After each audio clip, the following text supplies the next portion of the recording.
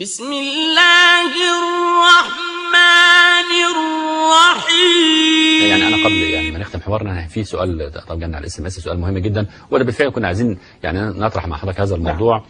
قيام القنوات الشيعية أو الإيرانية بتجسيد سيدنا يوسف عليه السلام في مسلسل، وللأسف بيذاع الآن على قنوات مصرية باستثمارات مصرية. يعني فكرة هذا المسلسل وإن احنا نعيد بقى، يعني كل واحد يجي يمثل دور سيدنا يوسف، بكرة يمثل دور سيدنا عيسى، وبعضه يمثل دور سيدنا محمد صلى الله عليه وسلم. يعني هذا الموضوع الشائك. أنا حزين. عارف ليه؟ لأن للأسف اللي بيدعو للتقارب بيننا وبين الروافض هو اللي بيدخل دي. اللي بيذب عن الروافض ويشجع الروافض هو اللي بيدخل لنا دي. وأنا تلاقيني ببني الحين وغيري بيهدم. منذ متى يكتمل البنيان ويشتد تمامه إذا كنت تبني وهذا يهدمه. بمعنى أصح، اتفق العقلاء من أئمة أهل السنة والجماعة على ظهر الأرض من المتأخرين، لأن دي من النوازل العقدية، على أن التمثيل إنجاز فله ضوابط. ده إنجاز. أنا بقول لك لا يجوز، لأن حتى ما تحط الضوابط يبقى مش تمثيل. تمام. أولا لا يجتمع الرجل مع المرأة ولا يطلع عليها ولا تكلمه. الوقت اللي بقول لها يا حبيبتي بتبقى بقميص النوم ومعاه وممكن من غير حاجة خالص وتحت الحف واحد، ولا هي تبقى له حاجة ولا يبقى لها حاجة. بنمثل. هذه واحدة. النقطة الثانية ألا يكون في الكلام كذب. بالله عليك تقول للسيناريست من الألف للياء كله كذب معاه، زي لأنه تأليفه خيال. طيب النقطة الثالثة ألا يكون في تجسيد لشخصيات الأنبياء ولا الصحابة ولا كبار التابعين ولا الرموز من أهل العلم اللي هم العلماء على الإطلاق. الدخول اللي اختار منها ايه؟ لا يجوز تجسيد صورة الفساق ولا المجرمين ولا الذين يتعاطون المخدرات ولا الذين يشربون المسكرات، لأنها توجي بدعوة لجيل يأخذ الهدم مكان البناء. بالله عليك ما بقيش الا عشان انسى، هات ما يشرب عشان انسى، بحبها بموت فيها. الحق دي الرموز، دي القمم اللي عاملينها، شويه فاشلين شويه بتاع مخدرات على مثلا، مثلا في بعض البلدان. اذا دي ودي موجود. شو اللي جايه بقى؟ النقطه الخامسه اللي وضعها الشيخ ابن عثيمين، الا يكون فيها معازف ولا آلات طرب. يا حبيبي ده انت داخل ايه خارج ايه، طالع فوق نازل فوق تنزل تحت، كلها هجايص والعياذ بالله جل وعلا. خذ اللي انكى من ذلك، قال الا يكون فيها إخلال بواقع المجتمع وقيمه. ده كلها إهدار لواقع المجتمع وقيم. أقعد أعيد لك في الآخر يبقى مفيش تمثيل على الإطلاق. طيب لما تجد التحريم والتجريم لمثل هذه الأمور، أسألك بالله نقطة مهمة جدا، كيف سمحتم بها إلينا؟ فتوى الأزهر موجودة في التمثيل، مجمع البحوث موجودة في التمثيل، المجامع الفقهية بالإجماع موجود. كيف السماح؟ في مئات لو جاءت هتلاقي بقى بيان من جهة كذا، بيان من جهة كذا، لأنها سياسية تمت للجهة السياسية. إنما لو بتهد لك في الدين ما دام ما بتأثرش في النواحي السياسية ولا تؤثر في القيادات، اصبح بقى ويغض الطرف عنها. يا رجل أقسم بالله أن هذا نفاق، أن هذا نفاق من البعض. وأنا بقول الحمد لله مصر ولادة، ومصر أرض كنانة، ولن تسمح بالهزء ولا بالإجرام. ولذلك أنا أربأ بالناس يا أخي معنى صح، اللي ماسك لك الحاجة دي خاين مثلا ودخلها لك، طيب ما جاش حطها لك جوه اوضه النوم، انت عندك جهاز، ما تخليك من العقلاء، ما افتحت عقله من فارغ منه، اتحكم فيه. بمعنى انا واحد جه يحتل بيتي وقام واخد غرفه وعاملها دعاره، جايب بقى عاريات وجايب مجرمين الى اخره. ما ينفعش كل شويه اقوم فاتح الاوضه وابص على المول، لا حول ولا قوه الا بالله، انا كنت بصلي في الاوضه دي والله وبقرا فيها قران. انت اللي ضايع، فتحت المفتاح خلاص. انت اللي فتحت وراح تتفرج تبقى منهم خلاص. لا، فاجتنبوه يا ايها الذين امنوا انما الخمر والميسر والانصاب والازلام رجس من عمل الشيطان فاجتنبوه. اي حاجه من دي عندك مفتاح يا اخي اقفل. دول اوباش، دول اعداء للدين، لا تمكن لهم في بيتك. هل تعفى الفضائيه الخاصه التي تذيع هذا المسلسل اللي بالفعل للاسف له جماهيريه كبيره جدا في مصر هذه الايام، هل تعفى هذه الفضائيه الخاصه من المسؤولية؟ وهل يعفى النظام أساسا من السماح لهذه الفضائية الخاصة؟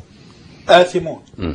لو كان عندنا إفساد برضو القائمين عليه بيتحملوا نفس الإثم والعياذ بالله جل وعلا. القمر اللي هو بث عليه نفس الإثم، برضو الراعي الأكبر وكلكم مسؤول عن رعيته نفس الإثم، والجهات المسؤولة دينيا أنها تعترض وترفض نفس الإثم، والجهات التي سمحت نفس الإثم، والتي مولت نفس الإثم، والمروجة نفس الإثم، والمعلنة نفس الإثم والعياذ بالله. شيخنا يعني فكرة التجسيد للأنبياء وما يهدر فيها من قيم حقيقية، لا يعني مقصود. مقصود. عارف مقصود يا أستاذ أشرف؟ عشان لما يجي يطعن في عائشه رضي الله عنها يقول لك يا عمي يعني ما يوسف جابوه وهو بيعمل كذا وكذا وكذا. ده ما جابوا الفكره دي من خلال فكر الروافض في النبي لوط انه كذا كذا، او في النبي كذا، او من خلال الفكر اليهودي في الانبياء.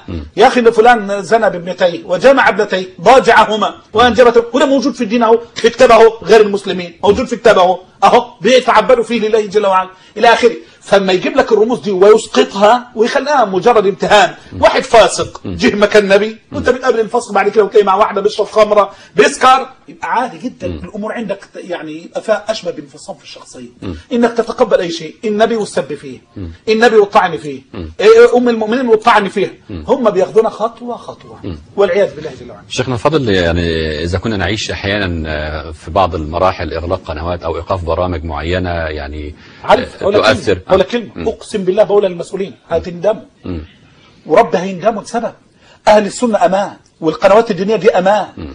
اقسم بالله الخلايا السريه اللي تطلع من تحت الارض وهتبقى دماء. ما معلش هو يقول لك الله اشمعنى قنوات التانيين ما بتوقفش؟ القناه اللي كان عليها زكريا بطرس ما توقفتش ليه؟ زكريا راح في 60 داهيه، القناه ما وقفتش ليه؟ ها؟ القناه الشيعيه اللي في الحته الفلانيه ما توقفتش ليه؟ القناه اللي قاعده تطلع عن فكره المرجعيات اللي اكثر من 92 مرجعيه قاعدين يتكلموا في عائشه وفي الصحابه ما توقفوش ليه؟ كده ليه؟ الشباب بيفكر يبقى دي مؤامره. اللي يرد حتى مجرد الدفاع يبقى لا متهم، وقف الى انما سامحين بالفتح يعني بالهجوم علينا. اذا المقصود تذويب هويتنا، تذويب منهجنا. في الحاله دي ينشا لك خلايا سريه لا نعرف اعالجها ولا غيري يقدر يعالجها على الاطلاق. هنبقى بالعكس يقول لك ده يبقى ده عميل، الشيخ الزوبي عميل، الشيخ فلان عميل. ليه؟ لانه شايفني ما انا واقف حتى في الوسط، انني قاعد ما بين الطائفتين ولا كده، لا انني سامح بجهه وجه على جهه. واكثر من كده يا اخي انت يا تكون صادق يا كذاب. لما قلت لي الروافد دخلوا من جنوب لبنان مصر، قلت لي كانوا جايبين متفجرات عشان يدمروا مصر. حاجه من اثنين، ان كنت صادق ما تدخلش دول مره ثانيه ولا تدخل الفكر ده باي وسيله، باي وسيله فضائيه، وخلي الفضائيات اللي عندك كلها تكشف الفكر دي وتبين سيفه عشان تحمي مجتمعك وتحصنه منه. يا اما ان تكون ورقه سياسيه زي ما التانيين بيقولوا، انت بقى لا مؤاخذه انت اللي كذاب واللعبه يا عم بترتب عليها كلام كبير جدا. اذا انت تفتح خلاص خلي مصر بقى دماء فيما بعد، اولادي واولادك، حتى ان انت كنت عايش في القياده اولادك هيبقوا ضحيه فيما بعد. يا اخي النقطه الثالثه، لو انت وقفتني عشان صليب المتطرف برضه انت غلطان. ليه؟ صليب المتطرف ده هو هيولع في مصر ويعمل فتنه، زيحه ويتقلع من البلد تماما. محمد الزغبي لو حب يعمل فتنه برضه زيحه ويتقلع من البلد تماما، لان مصلحه الجماعه مقدمه على الفرد، ده امه كامله. ومصر ان سقط المجتمع الاسلامي باسره. انا بقول لك اهو اقسم بالله لو مصر وقعت في فتنه اعوذ بالله من ذلك، اسال الله الحفاظ لها، كلنا هنقع. ولذلك انا بقوله للمسؤولين، القنوات دي صمام امان، المساجد صمام امان، المشايخ صمام امان. اوعوا تخسروا دول وتسمعوا للطابور الخامس اللي جوا او تسمعوا للي بره. القياده عندنا لا عذر في شيء، لانها لا اطلعت على فكر الروافض ولا عارفه ان هم بيبيحوا ايه، ولا بيبيحوا دماءنا، ولا بيبيحوا سرقه اموالنا، ولا بيبيحوا، ما يعرفوش اي حاجه عنه. وده يقول لك ده فكره وده فكره ما رافضينه ليه؟ يا عم اقرا وافهم، اقرا وافهم. لكن هل تعتقد ان احنا ممكن يجي علينا اليوم اللي ممكن تتقفل قناه زي القناه اللي بتعرض دلوقتي مسلسل يوسف الصديق؟ لا. وان جابت حتى والعياذ بالله انبياء في صوره والعياذ بالله مش هتتقفل. خذها مننا، حقوق الانسان هتقف، لجان الحريات هتقف، حقوق الصحفيين، لجان الحقوق الصحفيه هتقف، امريكا هتقف، الاتحاد الاوروبي هيقف. انما ولع في الاسلام، احرق في الاسلام، دمر مشايخ الاسلام، مطلوب دول ارهابيين. اذا كانوا الشيعة يعني قالوا ان على اللي يتفرج على برامج زي برامج الشيخ الزغبي والمشايخ الاخرين اللي يعني بيحاربوا يعني هذا الفكر الشيعي ويصدوا فيه هذا الفكر، اذا كانوا يعني اصدروا فتوى ان هم يعني اللي يتفرج على برنامج يصوم 3 ايام، فمن يشاهد مسلسل يوسف الصديق ماذا عليه؟ بيحصنوا ابناء يعني معتقدهم من فكرنا احنا. تمام. بس دي تدل دلاله ثانيه على ان دين القوم مخترع، تاليف من المرجعيات، لأن التشريع بالصيام والأحكام إنما هو من الله جل وعلا. معنى أنك بتشرع يعني ده كله مؤلف بس. طب إحنا بقى اللي بيشوفوا المسلسل من عندنا إحنا نعمل معاه إيه؟ دولا بفكر والله بقول لهم، أولا تقرون الإجرام هذا، ثانيا تأثمون لمشاهدتكم، ثالثا أن أدنى درجات تغيير المنكر أن تكره المنكر وأن تترك المكان الذي به المنكر كما قال العلماء، إنما غير كده أنت مشارك نفس الإثم. عايزين رسالة بقى للعاملين بهذه القناة. أقول لهم تذكروا أن الله جل وعلا سيجمعنا حفاة عراة بين يديه، طال الأمد أو قل، وسنحاسب، وستشهد عليكم ألسنتكم وأيديكم وأرجلكم بما تصنعون. أقول لهم والله الذي لا إله إلا هو إن الأيام دول، من سره زمن ساءته أزمان، وإن فعلتم ذلك فاعلموا أنكم تحاجون الله جل وعلا وتحاربون أنبياء الله من بعد مماتهم بهذا التمثيل وبهذا التأثير. والله جل وعلا يثأر لأوليائه كما جاء في الحديث القدسي الصحيح، يثأر لأوليائه، وأنتم لا تتحملون ثأر الله جل وعلا في أنفسكم وفي أعراضكم وفي أهليكم وفي أولادكم.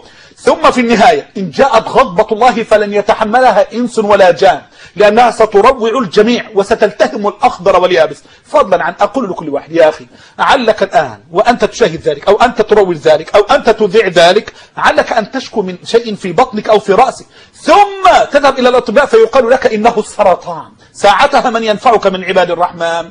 يا أخي عل نزيفا أن يخرج منك يقال إنه فيروس الكبد ووصل إلى النهاية، من ينفعك من هؤلاء؟ يا أخي هل أن أسيادك غضبوا عليك ثم فصلوك فلا دنيا نلت ولا آخر فزت؟ أقول لهم أنتم الخاسرون، ومن يهن الله فما له من مكرم. المعلن بقى الذي يعلن على هذا المسلسل وللأسف معلنين من مصر، أقول لهم أنتم من الذين يروجون الفاحشة والإجرام والكذب والافتراء، والله جل وعلا نهى أن تشيع الفاحشة في الذين أمنوا، أما أنتم تشيعونها ليس في الذين آمنوا فقط بل في قمم المؤمنين من أولياء المؤمنين في الأنبياء. ثانيا أنكم تتطاولون على منهج رب الأرض والسماء. ثالثا أنكم حينئذ تحاربون المنهج بفتوى في تحريم ذلك وإجرامه. رابعا أنكم تشيعون إجراما وفسادا في المجتمع هو من أكبر الكبائر العظام. خامسا وهذا ما أختم به، اعلموا أنكم تهدمون ولا تبنون، تدمرون ولا ترفعون، وفي النهاية أنتم الناكثون المنكثون. شيخنا الفاضل، يعني زي ما حضرتك أشرت منذ قليل ان بعض الكتب اللي ما بقاش فيها ضابط ولا رابط ولا حتى المؤسسه الدينيه الرسميه، يقال انه يعني هناك تحركات هذه الايام من الازهر تحديدا او من وزاره الاوقاف ل يعني مقاضاه هذه القناه اذاعه هذا المسلسل او ايقافه او اي شيء من هذا القبيل. هل تظن ان المؤسسه الدينيه في مصر قادره على ايقاف هؤلاء المستثمرين في اعراض الناس؟ طب انا اقول لك على حاجه، يعني لا اتهمهم اساتذتي وابائي ربنا يحفظهم، ولكن انا بتكلم عن القدر والجهد، لا يكلف الله نفسا الا وسعها. اين هم من الذين انكروا السنه بكلياتها؟ والمعلوم ان من انكر السنه وجحدها فهو كافر. اين دورهم؟ هل استطاعوا ان يرجعوا ذلك؟ كان ذلك على الفضائيات، فضائيات مصريه كبيره جدا، وجاءوا ناس من سوريا ومن غيرها ينكرون السنه بالكلي، والمعلوم حكمهم في دين الله جل وعلا. أين هي هذه الهيئة من ذلك؟ طيب هؤلاء الذين يدعون أنهم قرآنيون ويتطاولون وينكرون السنة بالكلي ويتطاولون على الصحابة ويتطاولون على أمهات المؤمنين، أين هذه المؤسسة من هؤلاء؟ ثالثا هؤلاء الذين يدعون أنهم معكرون وإسلاميون يعني مفكرون، هؤلاء الذين ينكرون البخاري وينكرون مسلمة وينكرون السنة ثم يهاجمون الأصحاب ويهاجمون أهل الحديث، أين هذه المؤسسة من هؤلاء؟ معي؟ يا رجل ده انا اقول لك على حاجه، اقسم بالله كتب التفريط ماليه الاسواق اللي بتدعو الى الدروشه والاجرام، كتب الروافض ماليه المكتبات الرئيسيه الكبيره في القاهره وعندي منها وباسماء المكتبات والمطابع، كتب يا راجل اللي تدعو الى الفتنه حتى والتكفير والتفجير وربي موجوده، وكتب التكفير وادله التكفير موجوده وتباع في الاسواق. يا رجل هذا سوق وصاحبه نعسان. بس